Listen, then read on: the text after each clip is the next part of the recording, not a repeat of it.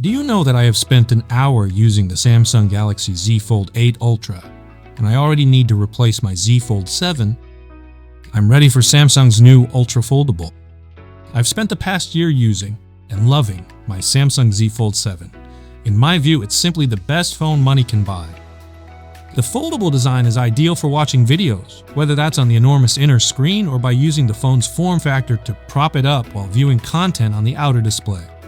It's equally useful for gaming, productivity, and taking selfies with the 200-megapixel primary sensor instead of the lower-resolution selfie camera. Bad. The cameras simply don't deserve the Ultra name. Let's be honest, the cameras on the Z Fold 7 aren't especially impressive, particularly for a $2,000 smartphone. The 200-megapixels main sensor is perfectly usable, but its images often lack depth and can feel somewhat lifeless. I'll admit I've been spoiled by phones such as the Oppo Find X9 Ultra, which outperforms almost everything else, but Samsung's cameras don't compare especially well even within the foldable market. The Pixel 10 Pro Fold offers Google's familiar consistency. The Oppo Find N6 and Honor Magic V6 fit impressive hardware into slim bodies, and even the Motorola Razr Fold is better than the Fold 7 in almost every respect. Here are some good images with the Z Fold 7 when necessary. You can see a gallery of photos I've taken over the past year below, but it's never the first phone I reach for when I want to photograph a scene. Its slim build makes it comfortable to hold and easy to slip into almost any pocket. It has also proven durable enough to survive without a case. I used one for a few months, but disliked it so much that I went back to relying only on a screen protector. Despite how good the Z Fold 7 is, it isn't perfect. The cameras leave room for improvement, something made especially obvious by the excellent cameras on the Galaxy S26 Ultra, which I also carry. The battery occasionally falls short of my needs, and the crease can become quite prominent in certain lighting because of irritating reflections across the inner display.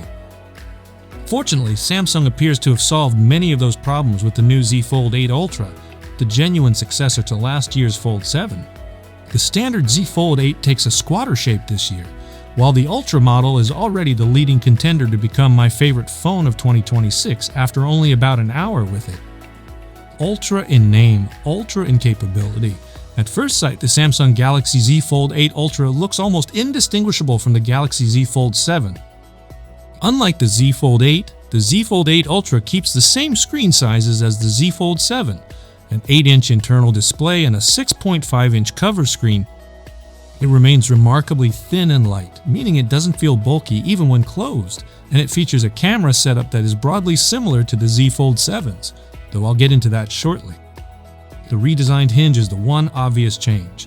It makes opening the Z Fold 8 Ultra easier and lets the phone lie flatter when unfolded. Combined with the new matte finish on the inner display, this also makes the crease less visible. Rather than changing the areas where the Z Fold 7 already excels, including its excellent form factor, Samsung has focused on upgrades that make the Z Fold 8 Ultra more capable overall. The improvement I'm most excited about is the new silicon-carbide battery technology. It enables a much larger 5,000 mAh battery compared with the Z Fold 7's 4,400 mAh cell, even though the Z Fold 8 Ultra is marginally thinner. The Z Fold 7's battery endurance isn't great. My normal routine, which involves plenty of video streaming, gaming, and multitasking so I can watch and work simultaneously while traveling, often leaves the battery nearly depleted by the late afternoon. The Z Fold 8 Ultra's increased capacity probably won't eliminate my habit of carrying a charger just in case, but I hope it will ensure that I almost never run completely out of power. That can happen with my Z Fold 7, even when I deliberately scale back my usage. The Z Fold 8 Ultra also brings meaningful camera improvements. I use the Samsung Galaxy S26 Ultra alongside my Z Fold 7 because its cameras are so good, particularly its 5x50 megapixels telephoto lens, which I'm especially fond of. Unfortunately, the Z Fold 8 Ultra doesn't replace the Z Fold 7's 12 megapixels with 3x telephoto camera.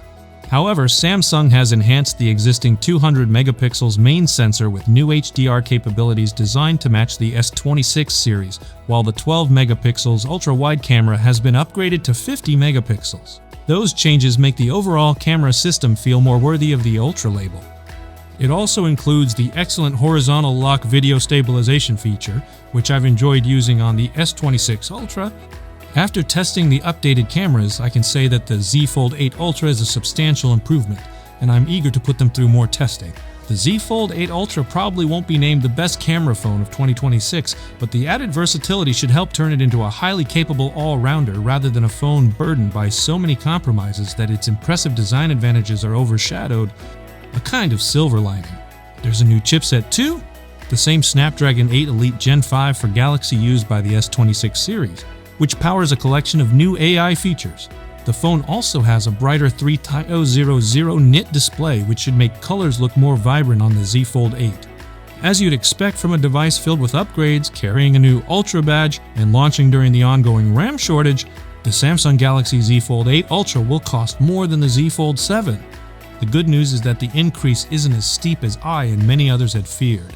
The Galaxy Z Fold 8 Ultra starts at $2,099.99 £1,899 $2,999, compared with the Z Fold 7's launch price of $1,999 £1 $799 2,899 Australian dollars.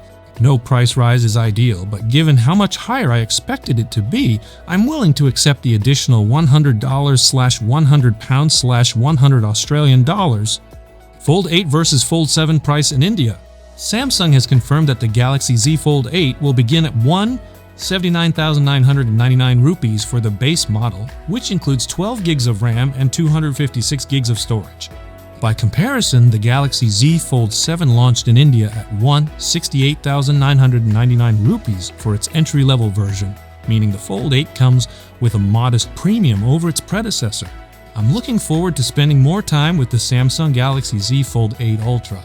I love my Z Fold 7, but after only a brief hands-on session with its successor, I already know it's time for me to upgrade. Final verdict. For Galaxy Z Fold 7 owners wondering whether they should move to the Galaxy Z Fold 8, the answer depends entirely on how they use their foldable. If split-screen multitasking, a large cover display, and telephoto zoom are important parts of your phone experience, the Fold 8 represents a sideways move rather than a true upgrade.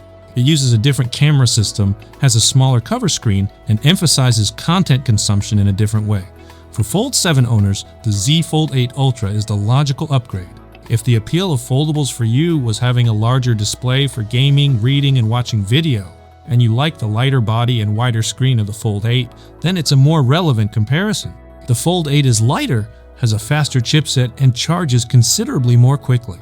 It's fundamentally a different phone designed around a different use case, and sharing the Fold name should not suggest otherwise. So, that's all we know for now. We'll be sure to keep you updated as soon as we have more information. Thanks for watching.